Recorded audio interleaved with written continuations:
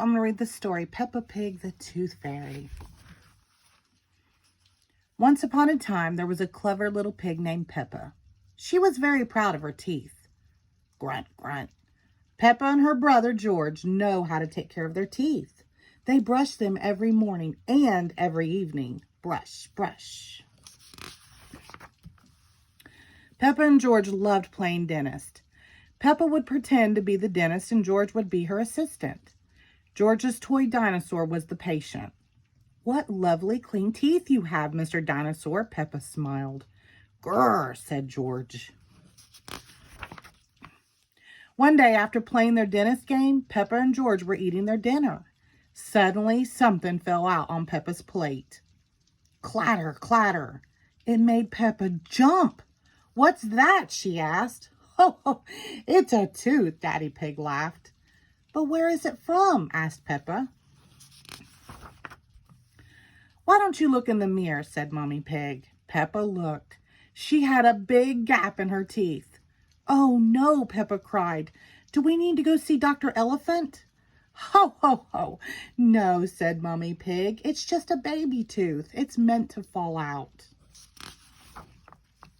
"A baby tooth? What's that?" asked Peppa. "A baby tooth is a tooth that falls out when you're young," explained Mommy Pig. "A new one will grow in its place." "What should I do with my baby tooth?" asked Peppa. "If you place it under your pillow, the tooth fairy will come. She will take your tooth and leave you a shiny new coin," said Mommy Pig. That evening, while Peppa watched television with her family, she kept thinking about the tooth fairy. "When I grow up, I want to be a tooth fairy," said Peppa. Daddy Pig chuckled. "What about you, George?" asked Daddy. George pointed at his dinosaur. "Dinosaur," he growled. "Hee hee hee." "Come on, George," shouted Peppa. "We don't want to miss the tooth fairy." They both ran up the stairs to get ready for bed. "What are you doing, Peppa?" asked Daddy Pig. Peppa was carefully brushing her baby tooth. "I want it to be nice and clean for the tooth fairy," said Peppa. Peppa tucked the tooth under her pillow. "Are you sure the tooth fairy will be able to find it?" she asked. "I promise," said Mommy Pig. "Just you wait and see." "Good night, Peppa and George." "Good night, Mommy." "Good night, Daddy." Hee hee hee. "I'm going to wait up all night for the tooth fairy," Peppa said. "George, let's not go to sleep."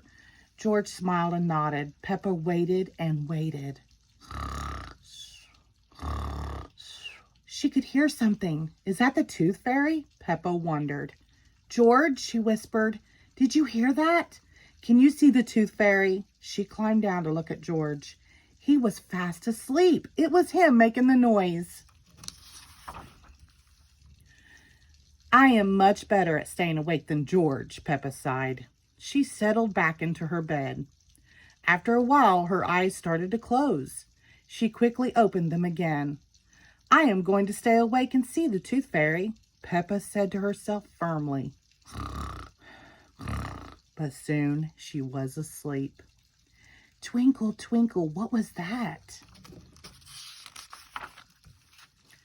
It was the tooth fairy. "Hello, Peppa," she whispered. "Would you like a coin in exchange for your tooth?" The tooth fairy gently took Peppa's tooth out from under the pillow and put a shiny coin in its place. "What a lovely clean tooth," the fairy said. "Thank you very much." Flutter, flutter, flutter. The next morning, Peppa found the shiny coin under her pillow. "Mummy, the tooth fairy did come after all," she shouted, jumping up and down. "Oh, I wish I had seen the tooth fairy," Peppa sighed. "Next time, I'm definitely going to stay awake all night." The end. Thank you.